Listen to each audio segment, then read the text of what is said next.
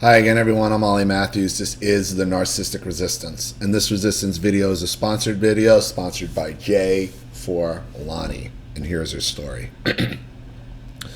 Good morning, Ollie. I'm really sorry about the length of this email, but I hope you're able to share my story with your subscribers. This past May, I finally had the opportunity to move my daughters, 10 and 14, along with myself to a ground floor apartment in a better school zone. The location is also 2 to 5 miles further away from my immediate family. Somewhere in my subconscious, I knew that a huge shift to my world was coming when I moved further away from my family over the summer. The last time my immediate family visited us at the new place was back in July when we were celebrating my daughter's 14th birthday. October comes around and my 10-year-old mentioned that my brother didn't have any cookouts over the summer this year. I began to canvass the family to see if they wanted to get together and eat crabs over my brother's house, and that I was willing to go downtown to pick up a bushel. Everyone just needed to give me $25. So I go around picking the money up from everyone Friday night, go downtown Saturday morning and pick up the crabs, then head over to my brother's. It's me, my 2 daughters, brother, sister-in-law, first cousin, mother, and my mother's godson.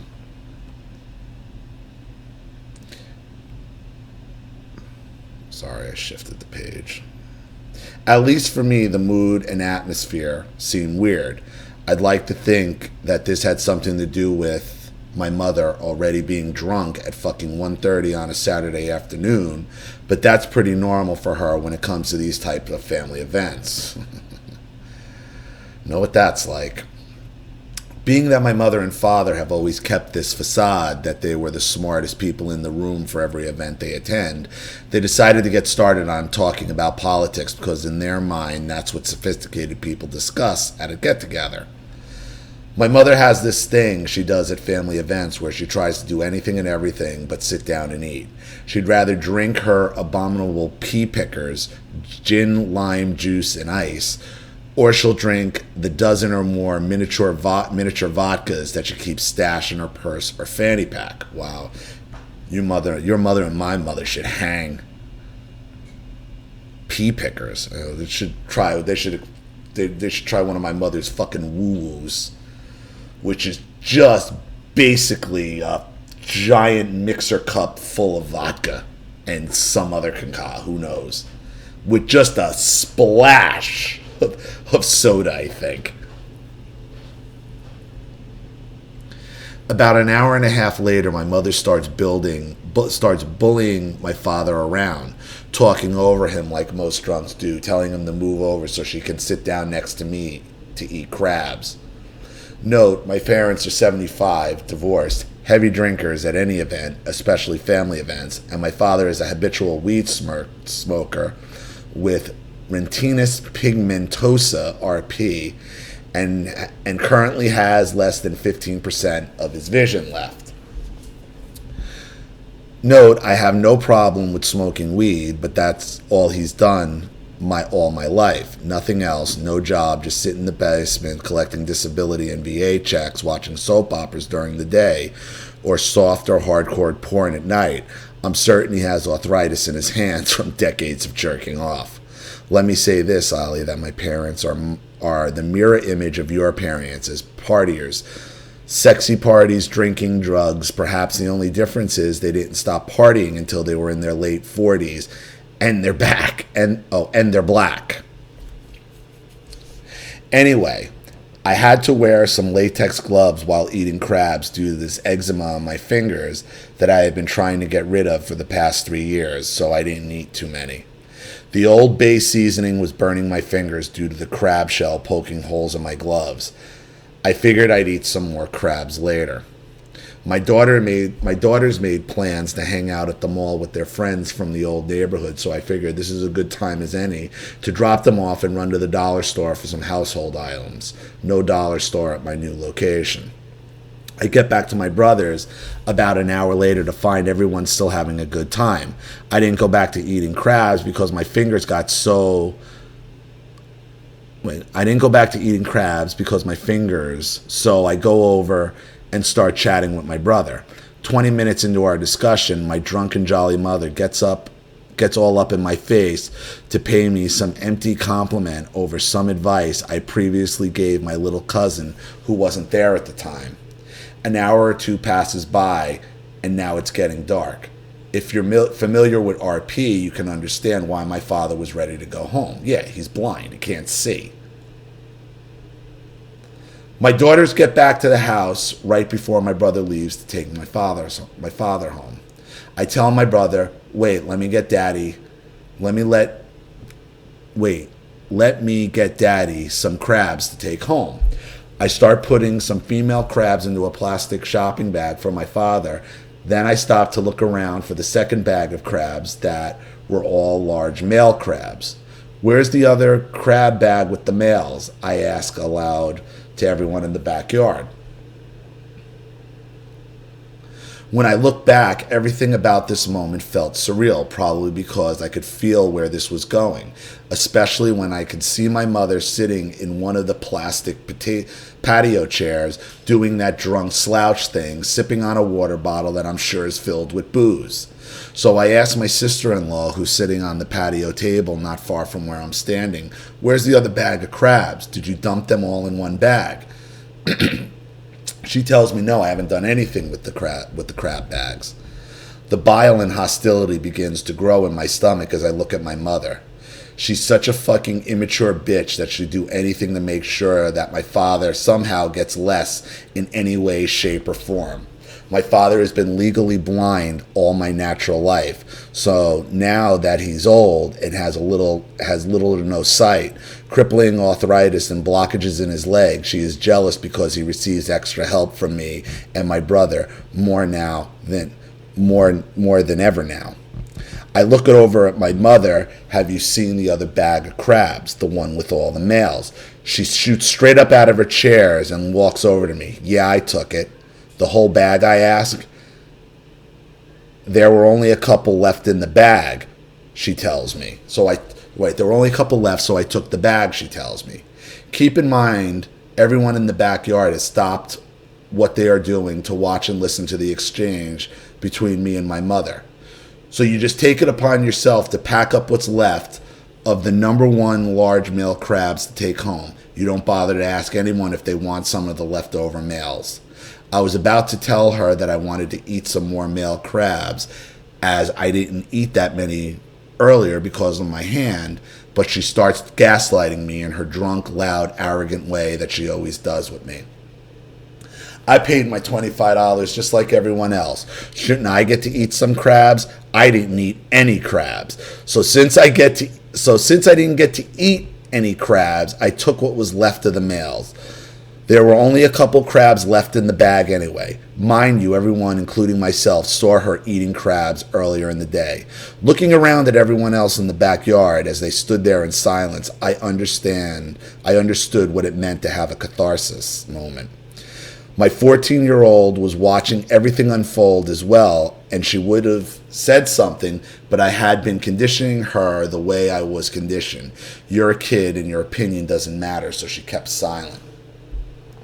You didn't even bother to take some of the female crabs, I tell my mother while continuing to look at everyone else, waiting for someone to say something because they paid money for these crabs too. Everyone in the yard knew what my mother was doing was bullshit, but they said nothing. Well, who wants to get in the fight with an angry drunk? They rather made me feel like an ungrateful idiot than stand in opposition of my drunk mother. Once I realized that no one was going to agree that what my mother did was wrong, I turned around, gave my father the bag of female pet crabs I packed for him. See you later, Daddy. After my brother left, I go to his basement with my 10-year-old daughter who's been playing Tekken since coming back from the mall. I just sit there staring at the TV, bringing great resolution to a multitude of feelings I've had all of my childhood, adolescence, and my adult life. A little while later, my brother returned asking where my mother went because her car is gone. I told everyone there she left because she knew what she did was fucked up and she didn't want to look anyone in the face for the rest of the night.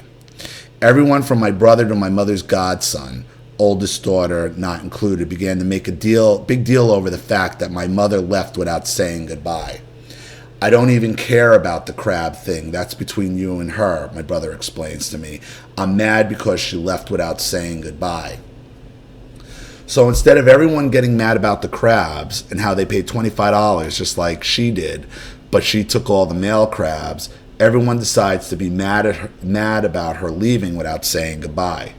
They were willing to be mad at my mother for any reason other than what I was mad at her for, which not only included standing up for me and my father, but for them as well. As I'm driving home, I receive a text message from my mother. I have 11 crabs. Come over, I'll give you 6. Note, a dozen large steamed male crabs could easily run you $45 to $60. Being that my phone is on the mobile mount on the dashboard, my oldest daughter reads the text as well. She just shakes her head in disgust and goes back to staring out the passenger window. I see a group text to everyone that was still in my brother's backyard after my mother left, and how she took home 11 male crabs. They responded with, "Wow, damn, that's messed up," or LOL.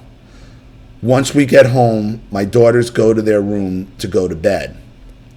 On the other hand, I poured myself a glass of wine and cried for about an hour as I recount the events from earlier in the evening.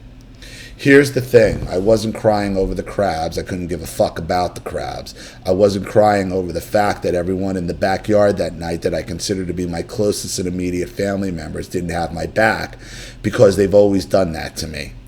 They're always indifferent when it comes to my feeling and my opinion. I wasn't even crying because I was sad or angry.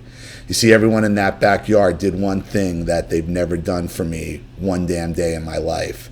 They inadvertently validated my feelings that I've had since I was 4 years old.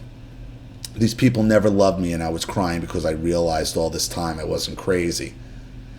Feelings of being unloved, ignored, and ridiculed weren't imagined. These feelings were real and have always been real. I now understand that when truth comes to light, the force field that surrounds the truth will never allow it to be dark again. Nothing will be the same for me going forward. I feel nothing for them. If my mother, father, and brother died in an accident, I wouldn't shed one tear for them. These fond memories I had of them as a child, as an adult, was all fake. The next morning, I called my daughters into my bedroom and explained that after the events from the night before, I'm done with those people and how it's just the 3 of us now. I explained to them they aren't going anywhere with my mother, brother, or sister-in-law, and they aren't obligated to answer their calls if they don't want to. This no contact shouldn't be a problem on our end, since none of them have been to my house since July, and they rarely bothered to call me or the girls unless they were running low on narc supply. My 14-year-old looks at her younger sister and then back at me. "That won't be a problem for us, Mommy. We always knew it would be just the 3 of us. We've been waiting for it. We've been waiting for you to know it." Thank you for reading my story. There will be more to come as I drudge up these past instances of trauma inflicted sexual, emotional, and physical abuse on me by these pieces of shit blood relatives. I hope you don't mind. These people had me and the world convinced that we were a normal family. I know for certain that these people are poison. Please continue to do the work that you do on your channel, Ollie. You find humor in the most heartbreaking and saddest stories like Richard Pryor or Rodney Dangerfield used to do. When you suffer from narcissistic abuse at the hands of people who say they love you at such a young age, you have to find a reason to laugh, or you will just stay curled up in the fetal position crying for the rest of your life. I will at some point in the future donate more to your channel, but right now I feel like I'm in fight or flight mode. I'm a single mother working 40 hours a week, Monday through Friday, and I Uber Lyft in the evening and on the weekend.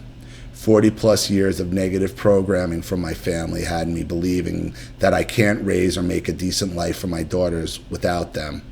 But I know that I have, and I know that I'm breaking this vicious family cycle because my daughters were raised by me, and they clearly see the dysfunction in this family. If it weren't for YouTubers like yourself and my daughters, I probably would have continued to make excuses for how my family treats us. 1,000 times thank you and apologies for the length. Cheers. Well, our stories are very, very similar in regards to family behavior. I'll say that. The drunk mother, the lying, the whole family gaslighting you, and then only admitting that it was fucked up when they thought you weren't around. You haven't lost anything with these people. That's the thing everybody all got to realize. There's no loss, there's only gains from here on.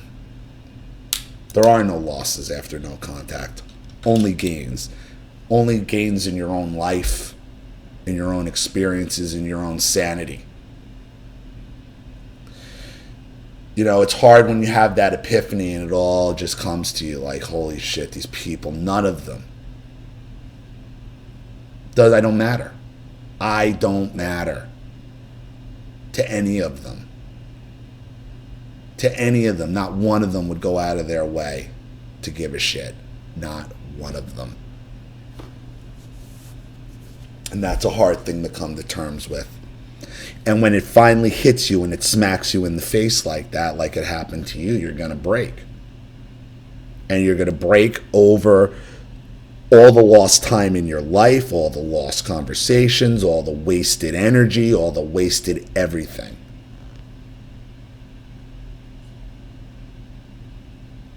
But understand, your losses are now behind you, not ahead of you, because there's only gains after no contact, no losses. So, thank you so much, Jay, for sponsoring, and thank you for your story, Layla. I really appreciate it. I hope that helped. Oh, I'm sorry, Lanny. Lanny, not Layla. Lanny.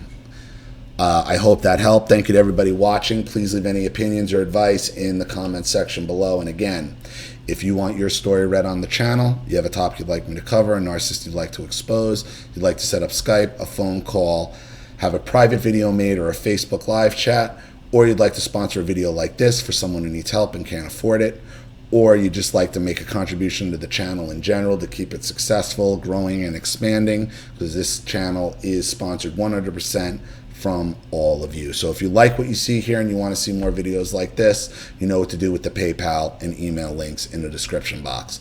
Please like and share this video wherever you can. Subscribe to my channel if you haven't, and be sure to click the subscription bell to be notified of all my video uploads. I'm Ollie Matthews. This has been the Narcissistic Resistance.